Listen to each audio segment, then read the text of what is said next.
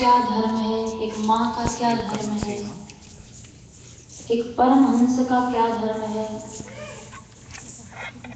ये सभी चीजें ऋषभ देव जी महाराज ने स्वयं करके दिखाई। सब प्रजाजन और पुत्रों को जो उन्होंने उपदेश दिया, उस उपदेश का प्रथम श्लोक है, पहला उपदेश है, नायं देहो देह भाजान लोके कष्टान कामान अर्हते विडभुजान गे। शिक्षा दे रहे हैं ऋषभदेव जी। सारी प्रजा बैठी है, पुत्र बैठे हैं। बोले देखो, ये मानव जीवन, ये मनुष्य शरीर भोगों के लिए मनुष्य को प्राप्त नहीं हुआ है। केवल खाना पीना सोना, केवल इतने से व्यवहार के लिए जीवन नहीं मिला है। 4 चीजें हैं जो पशु भी करता है और मनुष्य भी करता है। आहार निद्रा भय मैथुनम च सामान्य वेतन पशु भी नराणाम। पशु भी खाता है, हम लोग भी खाते हैं। पशु भी सोता है, हम लोग भी सोते हैं। पशु को भी डंडा दिखाओ तो डरता है, और हमारी छाती पे भी अभी कोई पिस्टल रखते तो डरेंगे। पशु भी संतान उत्पत्ति करता है, मनुष्य भी करता है। तो जब सारी क्रियाएं मनुष्य की और पशु की समान हो गई तो दोनों में अंतर क्या है? गोसाई जी ने कहा, साधन धाम मोक्ष कर द्वारा। मानव जीवन साधन का धाम है। इसी शरीर से भक्ति हो सकती है, बाकी और किसी शरीर किसी भी योनि में भक्ति संभव नहीं है। अभी पशु क्या समझेगा भजन करना या भक्ति करना, लेकिन मनुष्य को भगवान ने ये विवेक दिया है, ये बोध दिया है, और इसलिए कह भी दिया, जो न करे भव सागर नर समाज अस पाए, सो कृत निंदक मूढ़मति आत्म हानि गति पाए। मनुष्य शरीर पाकर भी यदि भवसागर से पार नहीं हुए, फिर तो कोई मौका भी नहीं है पार होने का, कोई चांस नहीं है। ये एक अवसर हम लोगों को भगवान ने दिया है। केवल खाना पीना सोना जागना ही जीवन का ध्येय नहीं है, ये केवल जीवन का लक्ष्य नहीं है। ऋषभदेव जी तो कह रहे कष्टान काम अनारहते विडभुजान। अरे जिन भोगों को हम मनुष्य बन के भोग रहे हैं, उनको हम पशु बन के भी भोग चुके हैं। ये जीवन तपो दिव्यम, तप करने के लिए मिला है। तो तप का क्या मतलब? भूखे रहें या व्रत करें या सर्दी गर्मी सहें? नहीं, दिव्य तप।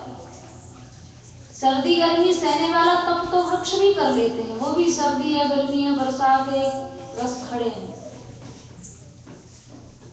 केवल फल खा लिया तो तोता भी जीवन भर फल खाता है। पानी में रहना कोई तप नहीं, मछली भी सारा जीवन जल में ही रहती है। गुफा में रहना कोई तप नहीं है, चूहा सारा जीवन एक बिल में काट लेता है। वायु पीना तप नहीं है, सर्प भी सारा जीवन वायु पी के काट लेता है। तप के साथ यह दिव्य शब्द बोले, तपो दिव्यम, दिव्य तप करना। वो दिव्य तप क्या है? वो यही है, संतों की सन्निधि में बैठकर कथा श्रवण करना, कीर्तन का आनंद लेना, भक्ति करना। उससे होगा क्या? बोले ब्रह्म सौक्षम। ब्रह्म सौक्ष माने कृष्ण प्रेम की प्राप्ति हो जाएगी। तप का, इस दिव्य तप का लक्ष्य मोक्ष नहीं का, बोले मोक्ष नहीं, ब्रह्म सौक्ष, कृष्ण प्रेम तुमको इससे मिलेगा। बहुत सुंदर उपदेश ऋषभदेव जी महाराज ने दिया है। उनका जो उपदेश है उसमें 2 बातें सबसे महत्वपूर्ण हैं, जिनमें पहली बात है विषय का त्याग और दूसरी बात है संतों की शरणागति। सारे उपदेश में ये 2 बातें महत्वपूर्ण हैं। विषय त्याग पर तो बहुत उन्होंने आग्रह किया, बड़ा जोर दिया, बहुत आग्रह के साथ इस बात को रखा है। यहाँ तक कि लिखा है, यदि किसी को पूछा जाए कि भाई काले सांप का विष ज्यादा विषैला होता है या विषयों का विष, तो काले सांप से भी ज्यादा विष विषयों में भरा हुआ है। विषय क्या है? जैसे आंख के लिए रूप देखना विषय है, कान के लिए सुनना विषय है, जीभ के लिए अच्छे अच्छे पदार्थ खाना विषय है। सांप तो जब काटेगा तो जहर चढ़ेगा, लेकिन विषयों को तो देखने मात्र से जहर चढ़ जाता है। मान लो हम कुछ गलत देख रहे हैं, हम गलत सुन रहे हैं, उसी से जहर फैल गया शरीर में, उसी से बस विनाश आरंभ हो गया। तो काले सर्प के जहर का तो उपचार हो सकता है, लेकिन ये विषय का जहर अगर चढ़ गया तो इसका तो कोई इलाज भी नहीं है, दुनिया में कोई उपचार नहीं है। तो विषय त्याग उनकी पहली शिक्षा। विषय त्याग का मतलब हम देखें, आंख जाएगी कहीं ना कहीं, कान कहीं ना कहीं जाएंगे, लेकिन आंख से, कान से, नाक से, हमारी हर इंद्रिय से शुद्ध आहार मिले। देखें तो भगवान के जन, सुने तो भगवत चर्चा, कृष्ण चर्चा, भगवत जनों की चर्चा, खाएं तो ठाकुर को भोग लगा के प्रसाद बुद्धि से, कि भगवत प्रसाद है। तो वो क्या है? वो विषय अच्छा हो गया, अब वो विषैला नहीं रहा। तो हर इंद्रिय का आहार भगवान से जुड़ा हुआ होना चाहिए। और ऋषभ देव जी ने सबसे बड़ी बात कही कि जो मैं तुम्हें सिखा रहा हूं, संसार के हर पिता को अपने पुत्र को ये सिखाना चाहिए, हर गुरु को अपने शिष्य को यही सिखाना चाहिए, हर पति को अपनी पत्नी को ये शिक्षा देनी चाहिए। और जो ऐसा नहीं करता है, स्पष्ट शब्दों में कह दिया, गुरु न सस्यात् स्वजनो न सस्यात् पिता न सस्यात् जननी न सस्यात्। वो माँ माँ नहीं है, वो पिता पिता नहीं है, वो गुरु भी गुरु नहीं है। जीव गोस्वामी जी ने तो यहाँ तक कह दिया, वैष्णव द्वेषी गुरु रपि त्याज्य। अगर वैष्णव विद्रोह कोई सिखाता है तो गुरु भी है तो छोड़ दो। इतनी बड़ी बात कही है। वही बात आ गई गोस्वामी जी वाली, नाते नेह राम के मनिय। अरे संसार में हमारा जिससे जो भी संबंध है वो केवल भगवान के नाते है। अगर गुरु भगवत मार्ग का निर्देशक है, प्रदर्शक है, तब तो पूज्य है, और अगर उल्टी सीधी शिक्षा देने वाला है तो वो त्याज्य है, छोड़ देने योग्य है। बड़ा सुंदर एक पद है श्री व्यास जी महाराज का, सोई जननी जो भक्त ही जावे। वही माँ है जिसने भक्त पुत्र पैदा किया है। सोई जनक जो भक्ति सिखावे। वो ही पिता है जिसने बेटा पैदा किया तो उसको भक्ति के संस्कार दिए। सोई गुरु जो भरम नसावे। जो संसार का भ्रम मिटा दे, इस माया के आवरण को हटा दे, वो तो गुरु है। और ये एक पद में कहते हैं भगवत रसिक जी, गुरु वही जो संत सेवावे, गुरु वही जो हरि ही मिलावे, गुरु वही जो विपिन बसावे, इन करनी बिन गुरु ना कहावे। ये महापुरुषों की वाणी है। तो गुरु न सस्यात् स्वजनो न सस्यात् पिता न सस्यात् जननी न सस्यात्। वही माता पिता सच्चे हैं, वही स्त्री है, वही पुत्र है। जो भक्ति मार्ग पर चल रहे हैं, बढ़ रहे हैं, और जो उसमें बाधक बनते हैं, उनसे कोई संबंध नहीं रखना चाहिए। तो जिस समय ऋषभ देव जी ने स्वयं राजा बन के राजधर्म सिखाया, पिता बन के पितृधर्म सिखाया, फिर परमहंस बन के उन्होंने परमहंसों के मुनि धर्मों की शिक्षा दी है। तो इनके जो बड़े पुत्र हैं श्री भरत जी महाराज, सब कुछ छोड़ छाड़ के जंगल में वैराग्य से भजन करने के लिए गए हैं। और भरत जी महाराज वहां सब छोड़ छाड़ के राज्य, लक्ष्मी, स्त्री, पुत्र सब छोड़कर गए। लेकिन ये एक विधान था, दैवी विधान, भगवान को एक शिक्षा देनी थी। वहां एक हिरण के बच्चे में वो आसक्त हो गए। उसकी माँ मर गई थी, उसका लालन पालन करने लगे। अब हुआ ये कि उसका लालन पालन करते तो उतनी देर भगवत स्मृति छूट जाती। धीरे धीरे उसमें आसक्ति बढ़ती चली गई, ममता होती चली गई। परिणाम ये हुआ कि जब मृत्यु का समय आया तो मरते मरते भी उस मृग शावक को देख रहे थे, उस हिरण के बालक को। और भगवान ने गीता जी में कहा, यम यम वापि स्मरण भावम त्यजत्यन्ते कलेवरम। जो जिस भाव से भावित होकर शरीर छोड़ता है, उसी के अनुसार उसकी अग्रिम गति होती है। हिरण को देखते हुए शरीर छोड़ा तो परिणाम हुआ कि वो हिरण बन गए। लेकिन ध्यान रहे, भक्ति का प्रभाव कभी नष्ट नहीं होता। हिरण बनने के बाद भी उनको अपना पूर्व जन्म याद था कि देखो मैं एक राजा था, सब कुछ छोड़ा भगवान को पाने के लिए और इस हिरण के बच्चे में फंस गया। बड़ा मन में पश्चाताप रहता। माँ हिरणी को छोड़कर एकांत में रहने लगे। इस बार जब देह त्याग किया तो तीसरा जन्म उनका एक ब्राह्मण के यहाँ हुआ। एक बार श्रीमन चैतन्य महाप्रभु और श्रीमन वल्लभाचार्य महाप्रभु दोनों प्रयाग में मिले।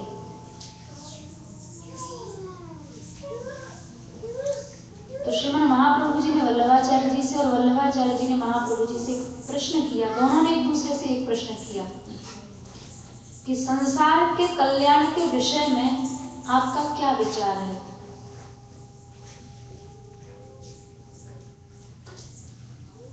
तो श्रीमद वल्लभाचार्य जी महाराज ने कहा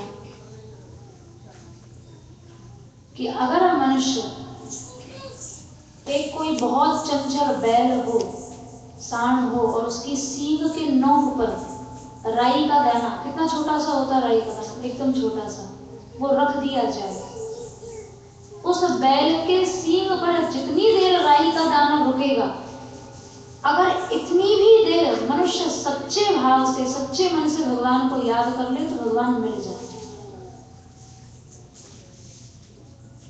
फिर वल्लभाचार्य जी ने महाप्रभु जी से पूछा, आपका क्या विचार है। तो श्रीमन चैतन्य देव महाप्रभु ने कहा कि उस चंचल बैल की सींग पर जितनी देर वो राई का दाना टिकेगा, अगर इतनी देर भी जीव भगवान को भूल जाएगा तो उसका विनाश हो जाएगा। एक ने स्मृति की महिमा कही और दूसरे ने विस्मृति की। एक क्षण का भी कोई हजारों लाखवां हिस्सा अगर सच्चे मन से याद कर लिया तो अभी साक्षात्कार हो जाए, और इतनी भी देर भगवान को भुला दिया तो तुरंत पतन भी हो जाएगा।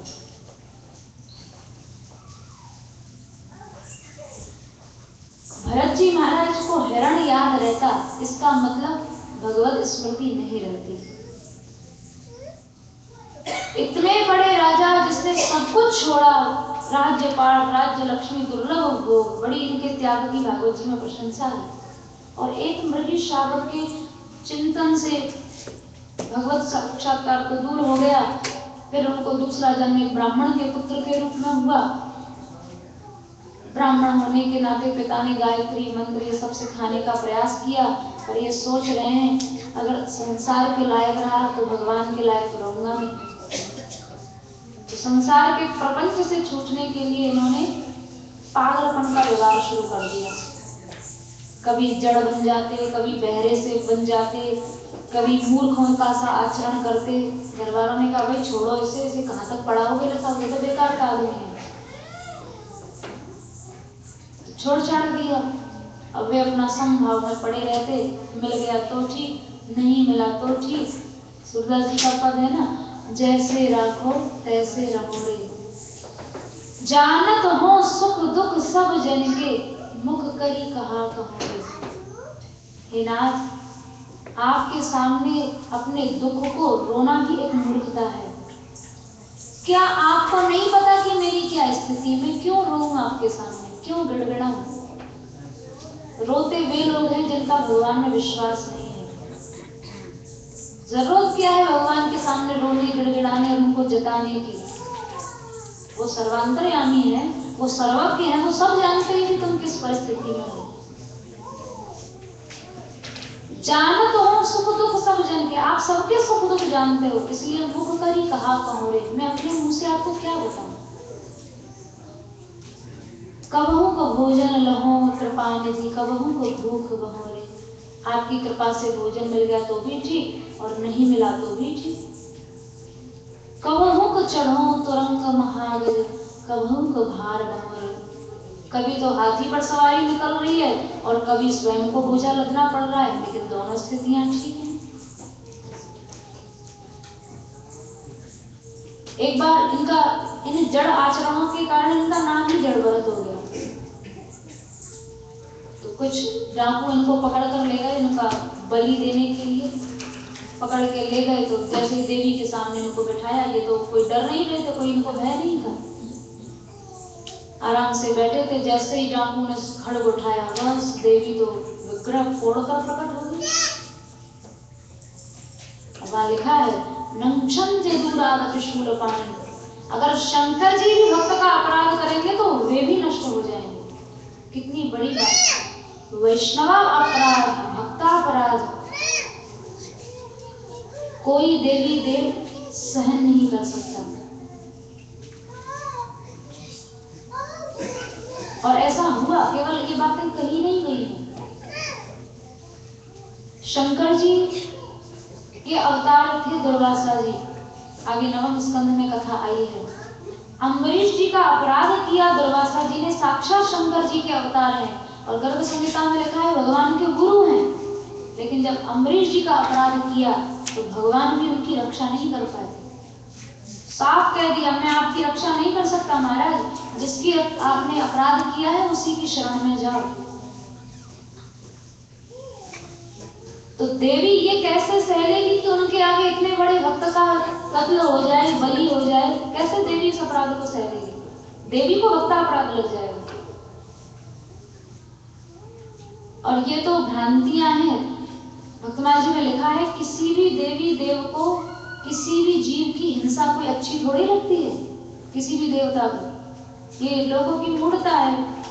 कभी यज्ञ पशु की बलि चढ़ाते हैं, काटते हैं सिर, ये इन सब चीजों से, हिंसात्मक जो साधन है उनसे भगवान कभी प्रसन्न नहीं होते।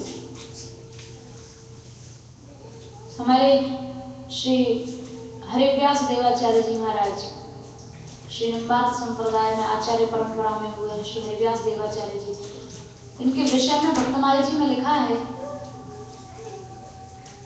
हरिव्यास हरि भजन पर देवी को दीक्षा दी।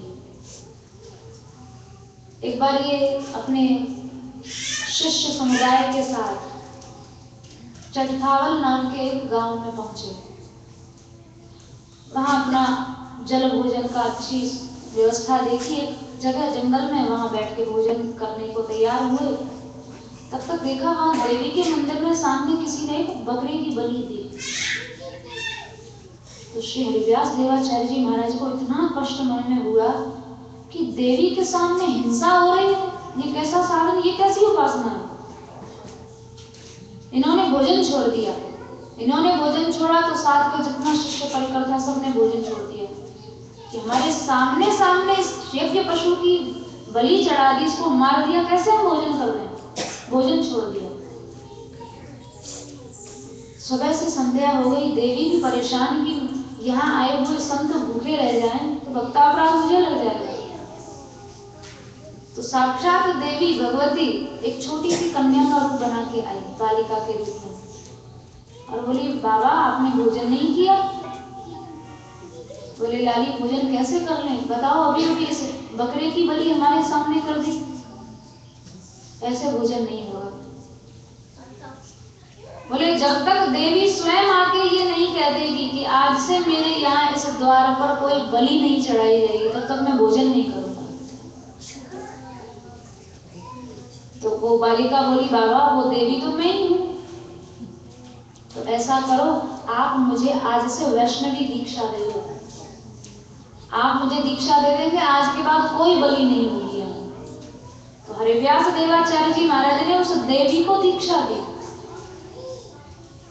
और संकल्प करा लिया देवी से कि आज के बाद इस द्वार पर कोई तुम्हारे सामने किसी जीव की हिंसा नहीं होनी चाहिए। तो देवी ने वहां संकल्प किया कि आज से यहाँ मेरे यहाँ कोई हिंसा नहीं होगी। हिंसा से कोई देवी देवता प्रसन्न नहीं होता है, ये भ्रांति है। और भागवत जी में लिखा है कहीं भी यज्ञों में यज्ञ पशु को मारने का विधान नहीं है, केवल यज्ञ पशु को छूने का विधान है, केवल छूने का, मारने का विधान नहीं है कहीं भी। ये तो सब तामसी साधन हो जाए, किसी को मारोगे हिंसा करोगे, अभी समझाए वो हिंसा, कपिल भगवान कह रहे हैं हिंसा से साधन तामसी हो जाता है। तो स्वयं हरिव्यास देवाचार्य जी ने उस देवी को वैष्णवी दीक्षा दी, उसे वैष्णवी बनाया और ये संकल्प करा दिया कि आज के बाद यहाँ कोई हिंसा नहीं होनी चाहिए। उन देवी के सामने जब जड़ भरत जी को मारने के लिए ये तैयार हो गए डाकू, तो वो देवी कैसे सह लेती? इतना बड़े वक्त का अपराध देवी को लग जाता। मूर्ति फोड़ के देवी प्रकट हो गई और उन सब डाकुओं को मार भगाया, जड़ भरत जी को प्रणाम किया, नाचने लगी खुशी में, आज मैं भक्त के अपराध से बच गई, नृत्य करने लगी प्रसन्नता में। लेकिन जड़ भरत जी के मन में तब भी कोई अभिमान का लेश नहीं। उसके बाद जड़ भरत जी ने राजा रघुगण के ऊपर कृपा की है। एक बार रघुगण की पालकी जा रही थी, एक कहार की आवश्यकता पड़ी, जड़ भरत जी को लोगों ने कहा चल भाई कहार बन के ये उठा पालकी को, तो ये अपना पालकी उठाने लगे सहज स्वभाव से। मार्ग में बहुत सी चींटियां जा रही थी, कोई चींटी दब ना जाए, तो जब चींटियों का समुदाय आता तो ये थोड़ा उसका अतिक्रमण कर देते, उछल जाते थे, उछलते तो पालकी असंतुलित होती, उसका संतुलन बिगड़ता। तो राजा को एक दो बार देखा, क्रोध चढ़ गया, कौन है तू, तेरा अभी मैं इलाज करता हूँ, जानता नहीं तू तेरी पालकी में राजा बैठा है। बहुत कुछ कहा, बहुत अपमानित किया, पर ये फिर भी उसी शांत स्वभाव से बैठे हुए। तो जड़ भरत जी महाराज के उस देखा मुंह पे कोई एक उद्वेग की रेखा भी नहीं है, इसके मुंह पे भी क्रोध नहीं दिखाई दे रहा है। राजा को चरणों में गिरना पड़ा, चरणों में गिर गया। वस्तुतः साधुता किसी वेश का नाम नहीं है, साधुता एक हृदय का धर्म है। वहां जड़ भरत जी ने न कोई वेश धारण कर रखा है, कोई वल्कल वस्त्र पहन रखी है, या कोई तिलक लगा रखा है, या वो कोई माला धारण की, कुछ नहीं। लेकिन साधु को साधुता हृदय के धर्म से पहचानो, उसके वेश से नहीं। केवल उनके समत्व योग से, उनकी समता को देखकर राजा समझ गया कि ये कोई सामान्य पुरुष नहीं है। चरणों में गिर पड़ा, महाराज आप कौन हैं? मुझे यमराज के दंड से भी भय नहीं है, केवल आप जैसे भक्तों के अपराध से भय है। तो जड़ भरत जी देखो किसको अपना मान लें, किसको, ये संतों का स्वभाव होता है। जो माँ बाप से नहीं बोले, जो किसी से नहीं बोले, वो उस अपमान करने वाले राजा से बोले, अपने स्वरूप में अवस्थित हो गए। बोले राजन तुम बातें तो बड़ी बड़ी बना रहे हो, पर अभी तुम्हारे व्यवहार में कुछ नहीं है। सारा संसार एक मिट्टी का पदार्थ है, मृणमय पदार्थ है, मिट्टी से बना है।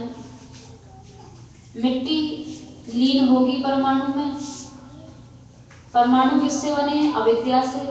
अविद्या का ही दूसरा नाम माया है। जब माया स्वयं सत्य नहीं है तो माया से बना संसार कैसे सत्य हो जाएगा? ये संसार तो ऐसा है जैसे पर्दे पर चल रही फिल्म, लाइट चली जाए तो सब चित्रहार गायब हो जाते हैं। आज दिख रहा है, थोड़ी देर के लिए दिख रहा है, अगले क्षण ना दिखे। आज जो हमारे साथ खेल रहे हैं, कूद रहे हैं, व्यवहार कर रहे हैं, अगले क्षण वो हमारे साथ न रहें। जब माया अपने आप में सत्य नहीं है तो माया से बना संसार कैसे सत्य हो जाएगा? और तुम उसमें राजा बन रहे हो, इन गरीबों से मजदूरों से काम करा रहे हो, किसी को डांट रहे हो, फटकार रहे हो, अभिमान कर रहे हो। ये सब क्या है? ये तुम्हारे व्यवहार में ज्ञान नहीं दिखा रहा है। जड़ भरत जी की बातों से रघुगण को लगा भाई इसी के उपदेश से मेरा कल्याण हो सकता है। महाराज आपने कल्याण का कोई मार्ग बताया। तब जड़ भरत जी ने रघुगण को कहा, बड़ी सुंदर बात, रघुगणी तत्तपसा न याति न चिज्जया न भगवान। रघुगण न तो यज्ञ से कल्याण होगा, न तप से होगा, न दान से होगा, न व्रत से होगा, बिना महत्पाद रजोभिषेकम। जब तक किसी संत की चरण धूलि में स्नान नहीं कर लिया जाएगा, उनका आश्रय नहीं ले लिया जाएगा, कोई साधन दुनिया का कल्याण नहीं कर पाएगा। अरे साधनों से तो उल्टा अभिमान बढ़ जाता है। साहब हमने इतने यज्ञ किए, मैं तब से व्रत कर रहा हूँ, मैं 50 साल से पौनाहारी हूँ, फलाहारी हूँ, मैंने इतना दान किया। साधन तो उल्टा तुम्हारा विनाश कर देगा। संत का आश्रय ही सच्चा मार्ग दिखाएगा।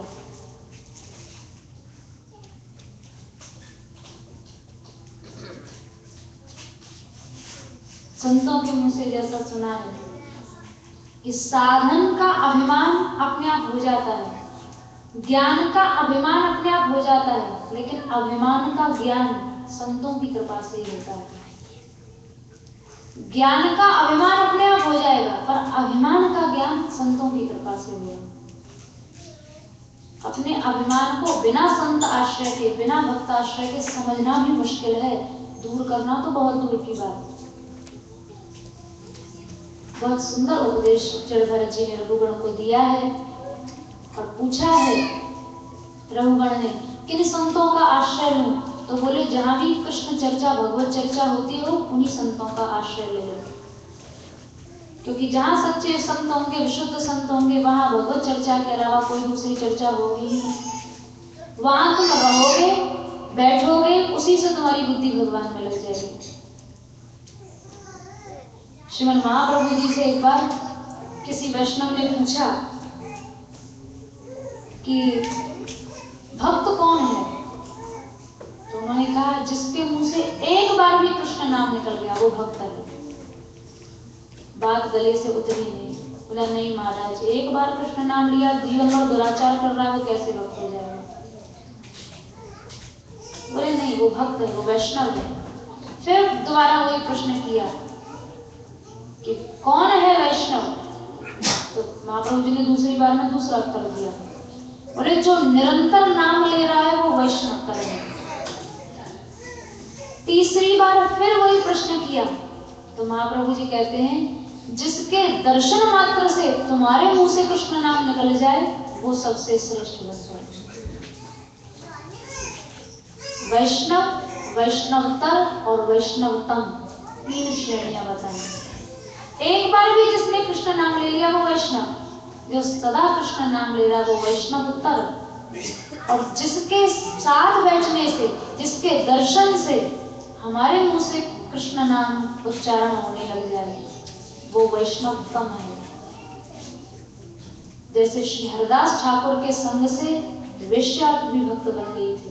कितने भक्त चरित्र प्राप्त होते हैं जिनके संसर्ग में जो आया, जिनके संपर्क में जो आया वो पराकाष्ठा का भक्त बन गए। नरसिंह जी के संग से वेश्याओं का, चंचला वेश्या का उद्धार हो गया, उनके संग से, सत्संग से वो भक्त बन गई। बहुत सुंदर जड़ भरत जी ने राजा रघुगण को उपदेश दिया है, वाटवी का वर्णन किया है, जिसका स्पष्टीकरण सुखदेव जी ने किया है। अंत में नरकों की भिन्न भिन्न गतियां बताई हैं। तब वहां परीक्षित जी महाराज ने कुछ जिज्ञासाएं की हैं। वे जिज्ञासाएं हैं कि अगर मनुष्य नरक से बचना चाहे तो उसका क्या उपाय है? तो सुखदेव जी बोले, भाई सीधा सा उपाय है, पाप मत करो। पर समस्या तो यही है ना कि हम लोग जानते हैं कि पाप नहीं करना चाहिए, पर फिर भी तो पाप करते हैं। फिर कैसे बचे? तो सुखदेव जी बोले, मरने के पहले प्रायश्चित कर लो पाप का। तो परीक्षित जी ने जिज्ञासा रखी, महाराज किसी हाथी को आप खूब गंगा में नहलाओ, खूब रगड़ रगड़ के नहलाओ, और नहाने के बाद वो फिर धूल मारता है अपने ऊपर, नहाना तो बेकार गया। मान लो आज हम प्रायश्चित कर लें, कल हम फिर पाप कर लें, तो फिर तो गया प्रायश्चित बेकार। ऐसी स्थिति में कैसे जीव छूटे? तो पाप नाश के उन्होंने 9 साधन बताए, तपस्या, ब्रह्मचर्य, शम, दम, त्याग, सत्य, पवित्रता, यम और नियम। तो परीक्षित जी हम जैसे जीवों की दशा देखकर बार बार जिज्ञासा रख रहे हैं, महाराज ये 9 साधन कोई खेल थोड़े ही नहीं होने। गीता जी में भगवान ने तप ही 3 प्रकार का बताया, शारीरिक, वाचिक, मानसिक। पहली सीढ़ी पे ही फेल हो जाएंगे। कोई सरल सा साधन बताइए। तो सुखदेव जी बोले, केचित केवलया भक्त्या, कृष्ण भक्ति करो। परीक्षित जी कह रहे हैं, महाराज कृष्ण भक्ति भी तो सरल नहीं है, ये भी तो कठिन काम है, और कुछ सरल बताइए। तो सुखदेव जी ने और आगे की सीढ़ी बताई। बोले, अच्छा कृष्ण भक्ति नहीं कर सकते हो, कोई बात नहीं, निराश मत हो। तत्पुरुष निषेवया, उनके भक्तों की भक्ति करो। अब मत पूछना कि इससे भी आगे कुछ है, इससे आगे कुछ नहीं है। उनके जनों की भक्ति करो, भक्तों की सेवा करो। 2 चीजें यहाँ इस उपाख्यान में बताई हैं, भगवान नाम और भगवत भक्त। नाम सेवा और जन सेवा, जिसका उदाहरण अजामिल उपाख्यान के द्वारा सुखदेव जी महाराज ने दिया है। पूर्व काल में एक ब्राह्मण था, अजामिल उसका नाम था। सदाचारी ब्राह्मण था, लेकिन एक बार के गलत दर्शन से 88 वर्ष उसके नारकीय काम करते हुए गए। जो सदाचारी ब्राह्मण है, वेद पाठी है, शास्त्रज्ञ है, एक बार बस एक शूद्र और वेश्या का संभोग देख लिया तो मन में काम के संस्कार जाग गए। परिणाम, सती स्त्री छोड़ी, माता पिता छोड़े, बस उस वेश्या के भरण पोषण में लग गया। तो ये कैसे हुआ? एक बार के गलत दर्शन से। देखिए, जिस समय श्री बिल्व मंगल जी महाराज, नाम सुना होगा, दक्षिण भारत के बड़े श्रेष्ठ भक्त हुए हैं। जिस समय बिल्व मंगल जी महाराज चिंतामणि की फटकार पर छोड़कर चले हैं सब कुछ, चिंतामणि वेश्या में आसक्त थे, चले तो आगे फिर एक सज्जन, एक वैश्य की स्त्री में आसक्त हो गए। लेकिन वो वैश्य भी बड़े धन्य थे, उन्होंने बड़े सत्कार से उनको अपने घर में बुलाया, बिठाया, भोजन कराया। बिल्व मंगल जी ने उनसे प्रार्थना की कि भैया तुम मुझे 2 सुई ला कर दो। तो उन्हें क्या पता ये क्या करने वाले हैं। बिल्व मंगल जी मन ही मन सोच रहे हैं, जिन आंखों ने मुझे पहले नचाया वे अभी भी मुझे नचा रही हैं, अभी भी उनको कृष्ण दर्शन की उत्कंठा नहीं है। 2 तीक्ष्ण सुई मंगाए और उनको अपनी दोनों आंखों में झोंक लिया, आंखें फूट गई। तब हाँ, भक्तमाल जी के टीकाकार कहते हैं, प्रियादास जी दृग भूत से छुड़ाए दिए। देखो, बिल्व मंगल ने आंख रूपी भूत से अपना पीछा छुड़ा लिया। ये इंद्रियां यदि भगवान की ओर जा रही हैं तब तो इंद्रियां हैं, नहीं तो ये भूत हैं। ये कान भी भूत हैं, ये आंख भी भूत हैं, ये जीभ भी भूत है, जो हमें कितने तरह के नाच नचाती है। हर इंद्रियों को भोजन चाहिए, और उसका भोजन है विषय, जो अभी हम लोग पहले चर्चा कर रहे थे। आंख के लिए रूप देखना उसका भोजन है, कान के लिए सुनना भोजन है, जीभ के लिए खाना भोजन है, हाथ के लिए कर्म करना भोजन है, हर इंद्रिय से हमारा जो भोजन है वो बिल्कुल शुद्ध होना चाहिए, क्योंकि वेदों में कहा है आहार शुद्धम सत्व शुद्धि।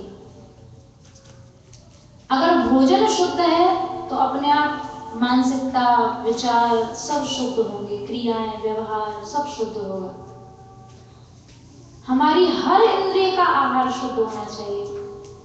मीरा जी ने तो कहा है बावरी वे अखियां जल जाएं जो सावरों छाण निहारत और।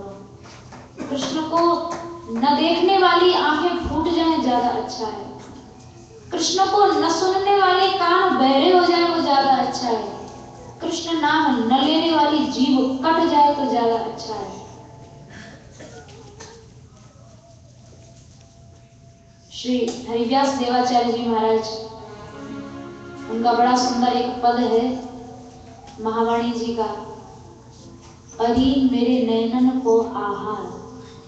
इन इंद्रियों को आहार चाहिए, भोजन चाहिए, लेकिन वो शुद्ध हो। वो आहार क्या है? बड़ा सुंदर पद है, अरे मेरे नैनन को आहार, अरे मेरे नैनन को आहार, बोलिए अरे मेरे नैनन को आहार,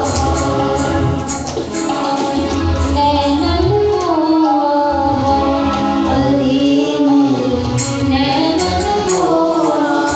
इन आँखों को शुद्ध भोजन दो, सही भोजन दो, सही आहार दो। तो सही आहार क्या है? कल न परे पल एक बिना मोहे, कल न परे एक बिना मोहे, कल न परे पल एक बिना मोहे, कल न परे पल एक बिना मोहे। अवलोके सुख चार, अवलोके सुख चार, हरि मेरे नैनन को आहार, हरि मेरे नैनन को आहार। श्री हरि प्रिया प्राण जीवन धन, श्री हरि प्रिया प्राण जीवन धन। कोई सुरत विहार, कोई सुरत विहार, सखी मेरे नैनन को आहार, सखी मेरे नैनन को आहार, हरि मेरे नैनन को आहार, हरि मेरे नैनन को आहार। आंखों का यही भोजन है, जो श्री कृष्ण को देखने के लिए उत्कंठित हो, उनको देखने के लिए व्याकुल हो और उनको देखें, यही आंखों का सही भोजन है। उनको सुनने के लिए कान व्याकुल हो और उनको सुने, यही कानों का सही भोजन है। गोपियों ने वेणु गीत में यही तो कहा, अक्षणवतां फलमिदं न परं विदाम। आंखों का यही फल है कि ये कन्हैया को देखें, ये श्याम सुंदर को देखें। और भगवत दर्शन के बिना ऐसी आंखों का फूट जाना ज्यादा ठीक है।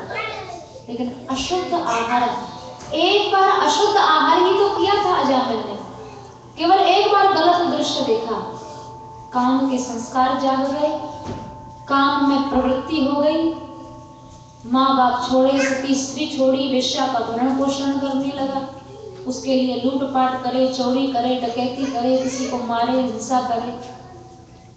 88 साल पाप करते करते हो गए। कुछ सच्चे संतों की कृपा अजामिल के ऊपर हुई। एक बार वेश्या ने उन्हें अपने घर में भोजन कराया। संतों ने केवल इतना ही उससे कहा कि तुम्हारे गर्भ में जो शिशु है, इसका जन्म होने पर इसका नाम तुम नारायण रखना, क्योंकि जो गुणी चिकित्सक होता है वो रोगी के हिसाब से उसको औषधि देता है। अगर वो कहते थे अजामिल को तू 4 घंटे बैठ के ध्यान लगा, तू 6 घंटे बैठ के पूजा कर, तो भगवान की पूजा बाद में करता, पहले संतों की पूजा कर देता। तो जो अच्छा चिकित्सक होता है वो रोगी को जानता है इसको कैसी दवाई देनी चाहिए। अभी 4 घंटे 6 घंटे उसको जप करने के लिए, भजन करने के लिए कहते तो कभी नहीं करता जाना। बस इतनी सी बात रखी कि तुम बालक का नाम नारायण रखना। तो बालक के ब्याज से, बालक के बहाने नारायण नाम का स्मरण होता, नारायण नाम का उच्चारण होता। मरते समय जब यमदूत लेने के लिए आए हैं तो उनके विकराल रूप को देखकर भयभीत हो गया है। नारायण नाम अजामिल ने मरते मरते लिया है, नारायण नारायण पुकारा है। तो भगवान विष्णु के दूत पहुंचे हैं। अजामिल का जो कल्याण हुआ है वो भगवान नाम से नहीं, वो नाम के आभास से हुआ है, नाम आभास से। नामी को लक्ष्य करके नाम लेना तो नाम कीर्तन है, पर हम नाम भगवान का ले रहे हैं लेकिन उसका लक्ष्य हमारा कुछ और है, तो वो नामाभास है। नामाभास से भी जीव का देखो कैसा कल्याण होता है। भगवान को थोड़ी बुला रहा था, नारायण नाम के बहाने वो अपने बेटे को बुला रहा था। विष्णु दूत आए हैं, यमदूतों को भगा दिया, वहां से ले जाने नहीं दिया जामिल को।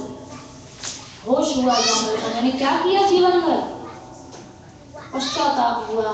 हरिद्वार गए हैं और म्रियमाणो हरेर नाम गृहण पुत्रो बचारतम अजामिलोप्यगात धामात् किम पुनः श्रद्धया गृहण। मरते मरते नामाभास से अजामिल का कल्याण हो गया।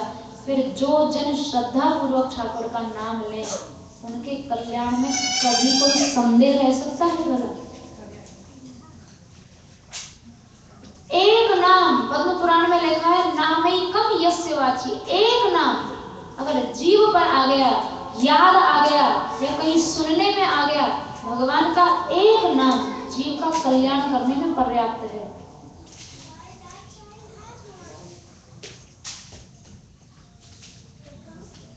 भक्तमाल जी में उदाहरण मिलता है, एक कोई नास्तिक बहिर्मुख आदमी था, कभी जीवन में भगवान नाम लेता ही नहीं था। सारा परिवार बड़ा भक्त, भाई तू कैसे भी भगवान नाम एक बार तो ले ले, कभी जीवन में नाम नहीं लिया। एक दिन कुछ संत आए, घर में कीर्तन वीर्तन हुआ तो घर से बाहर भाग गया, कहीं से नाम घुस ना जाए कान में। एक संत थोड़े थे बलशाली, सुगठित, बढ़िया पुष्ट उनका शरीर था। अजामिल को पकड़ लिया एक कमरे में, उसको, उस व्यक्ति को बंद कर दिया और उससे बोले बोल हरि बोल। तो बहुत देर तक तो आनाकानी करता रहा, मना करता। जब देखा बिल्कुल गला पकड़ लिया है तो मारी डालेगी, तो उसने गुस्से में कहा नहीं बोलूंगा हरि बोल। तो बस संत ने छोड़ दिया, बोले ठीक है तूने एक बार तो ले ही लिया हरि बोल, अब मैं भी नहीं कहता कि तू दोबारा लेना,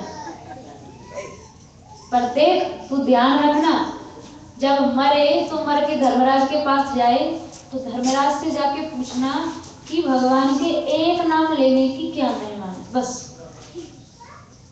तो संत इतने चतुर थे, अब तो उसको जरा सा भी सिर में दर्द हो तो याद आ जाए, अरे मुझे धर्मराज से पूछना है एक नाम की महिमा। तो किसी ना किसी बहाने उसे भगवान नाम की याद रहने लगी। लेता सुनता कभी नहीं था, पर नाम की स्मृति रहने लगी उसको। अब जरा सा जुकाम भी हो तो उसे याद आए, मुझे एक हरि बोल, एक हरि नाम की महिमा पूछनी धर्मराज से, याद आया। तो दिन में 2-4 बार तो उसे नाम का स्मरण हो ही जाता था।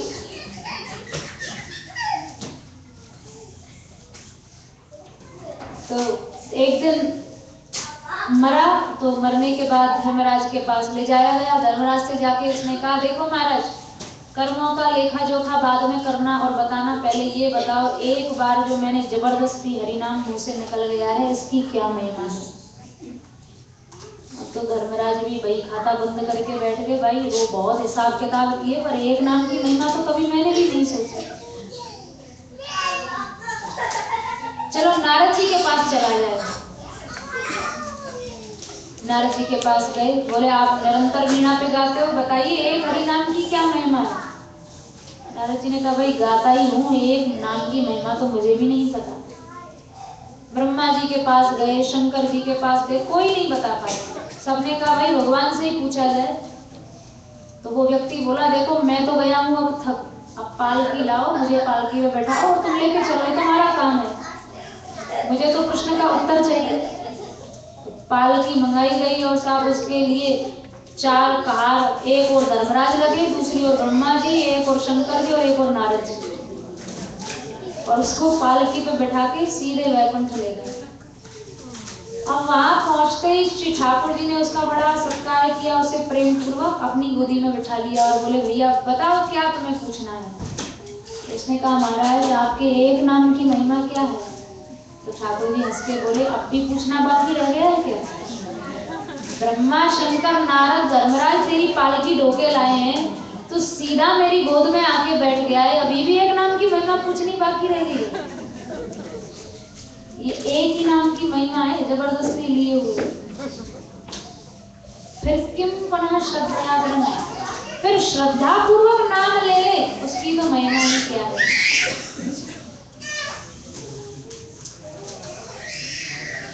नहीं कली करम न भगति विवेको, राम नाम अवलंबन एको। कलिकाल में केवल ठाकुर का नाम, केवल भगवान नाम ही एकमात्र आश्रय आता है और कुछ नहीं, किसी साधन की आवश्यकता नहीं है। इसीलिए भैया कलयुग में कल्याण होना सबसे सरल है। अन्य युगों को किसी को यज्ञ प्रधान, किसी को तप प्रधान, किसी को सेवा प्रधान, लेकिन कलयुग नाम प्रधान है। इसमें भगवान नाम संकीर्तन किसी तरह से लिया जाए, यह जीव का परम कल्याण करता है, परम कल्याण।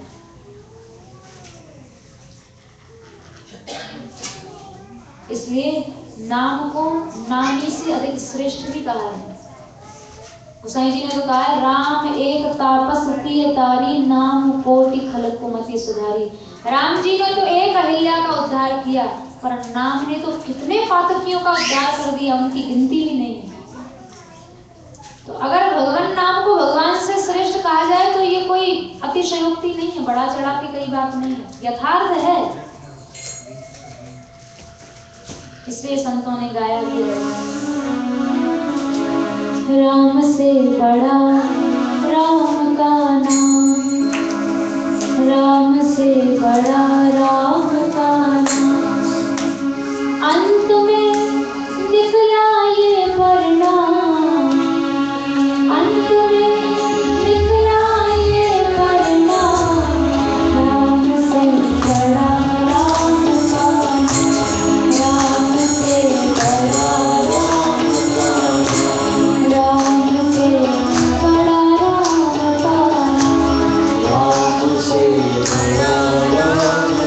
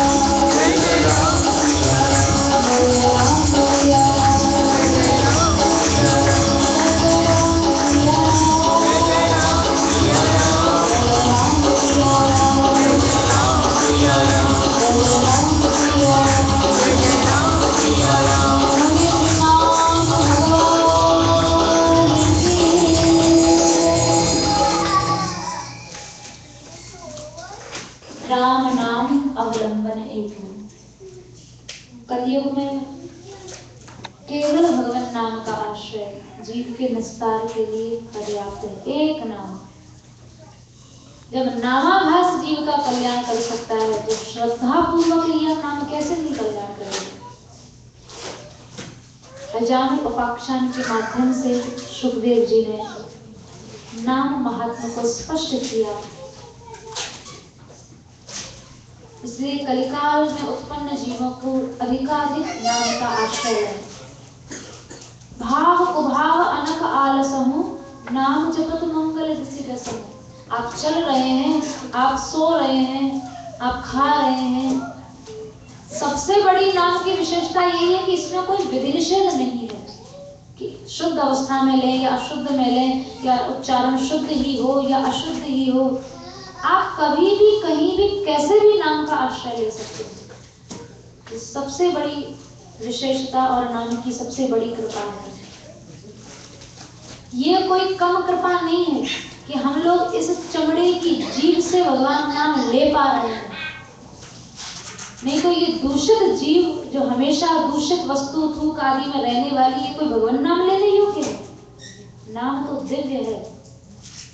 हम इस निकृष्ट जिह्वा से नाम ले पा रहे हैं, यही नाम की बहुत बड़ी कृपा है। हम उस कृपा को कैसे अधिकाधिक उसका लाभ लें। आवश्यकता नहीं कोई मंदिर में आसन लेकर ही नाम का आश्रय लिया जाए या एक विशेष परिस्थिति में ही ले, कहीं भी जब स्मरण हो जाए तभी नाम उच्चारण कर लो। श्रीमद महाप्रभु जी, उनकी जिह्वा को अभ्यास हो गया था हरि हरि हरि हरि बोल करने का। तो एक बार जब वो शौच करने गए तो उन्होंने अपनी जीभ को पकड़ लिया कि मैं यहाँ अपवित्र अवस्था में हूँ, शौच कर रहा हूँ, ऐसे समय में इस पवित्र नाम को नहीं लेना चाहिए। तो उनका जो सेवक था गोविंद, उसने चरणों में गिरकर कहा, महाराज मान लो आपकी इसी समय मृत्यु हो गई तो जीवन भर नाम लिया और मरते समय नहीं लिया, ये तो कितनी बड़ी बात हो जाएगी। तो वो अपने सेवक के चरणों में गिर पड़े, बोले तूने बिल्कुल सही कहा। और उस दिन से फिर उन्होंने अपनी जिह्वा को कभी नहीं पकड़ा।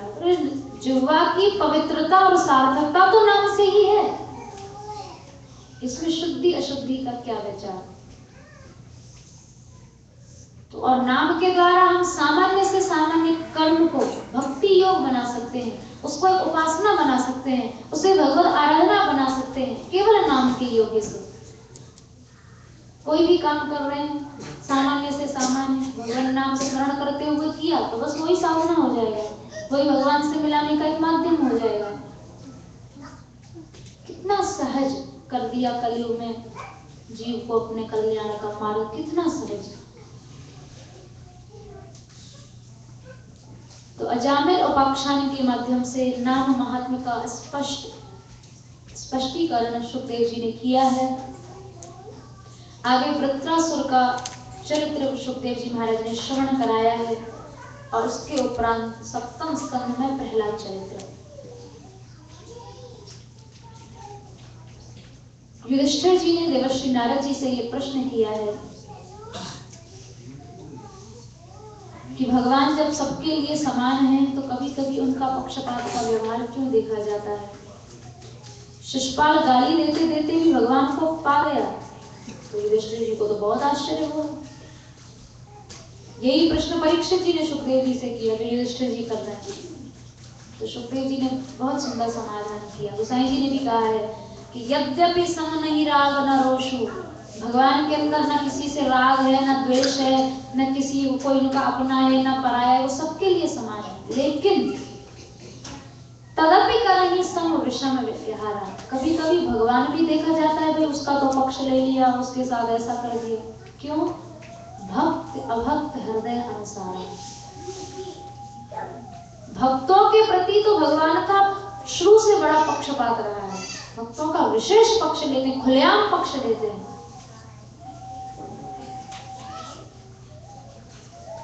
हिरण्यकश्यपु और हिरण्याक्ष, अब प्रहलाद जी के जीवन काल में, उनके जीवन चरित्र में यही तो घटित होता है। हिरण्यकश्यपु जब भाई मर गया, हिरण्याक्ष तो तप करने के लिए गया पर्वत पर, ब्रह्मा जी से तप करके वरदान भी पा लिया, दिन में मरू न, रात में न, अस्त्र से न शस्त्र से, पूरी चतुराई थी अमर बनने की। ब्रह्मा जी ने वरदान दे दिया, देवता संकट में पड़ गए क्योंकि अब उसे मरने का डर रहा नहीं, जो चाहे करता। एक दिन देवताओं ने भगवान से कहा, प्रभु और कब तक ये दुर्योधन देखने इसके अत्याचार। भगवान ने कहा, अभी एक अपराध इससे रह रहा है, यदा वेदेषु देवेषु, जब वेदों का अपराध, देवों का अपराध, ब्राह्मण गौ का अपराध करेगा, ये समाप्त होगा। देवताओं ने कहा, महाराज सारे अपराध तो कर लिए इसने, देवताओं को नहीं छोड़ रहा, वेदों को नहीं छोड़ रहा है, गौवंश पर ही अत्याचार कर रहा है, फिर कौन सा अपराध इसका सर्वनाश करेगा? तो बोले, भक्ता अपराध, जिस समय मेरे भक्त का अपराध करेगा बस अनुक्षण नष्ट हो जाएगा। तो भगवान, वो भक्त कहाँ पैदा होगा? तो बोले, कहीं नहीं, स्वसताय महात्मन, इसी के घर में इसी का बेटा होगा, कहीं नहीं होगा वो भक्त। अब तो सब देवता प्रहलाद जी के जन्म की प्रतीक्षा में। हिरण्यकश्यपु के 4 पुत्र, सम्राट, अनुलाद, हलाद और सबसे छोटे हैं प्रहलाद जी। प्रहलाद जी ऐसा शिष्य भी साधारण नहीं होता जिसकी महिमा को गुरु गाए। नारद जी प्रहलाद जी के गुरु हैं और वे स्वयं प्रहलाद जी की महिमा गा रहे हैं। नारद जी कह रहे हैं, गुण ही असंख्यम, गुण ही अलम असंख्य, इसके असंख्य गुण हैं। युधिष्ठिर जी को कह रहे हैं, मैं कहां तक किन किन गुणों को गिनाऊं? गुरु भक्ति देखो तो, समत्व देखो तो, तितिक्षा देखो तो, बहुत गुण है इसके अंदर, पर एक परम गुण है, वो है वासुदेवे भगवती यस्य नैसर्गिकी रति। श्री कृष्ण चरणों में इसका स्वाभाविक प्रेम है, ये परम गुण प्रहलाद के अंदर है, इससे बड़ा कोई गुण नहीं हो सकता।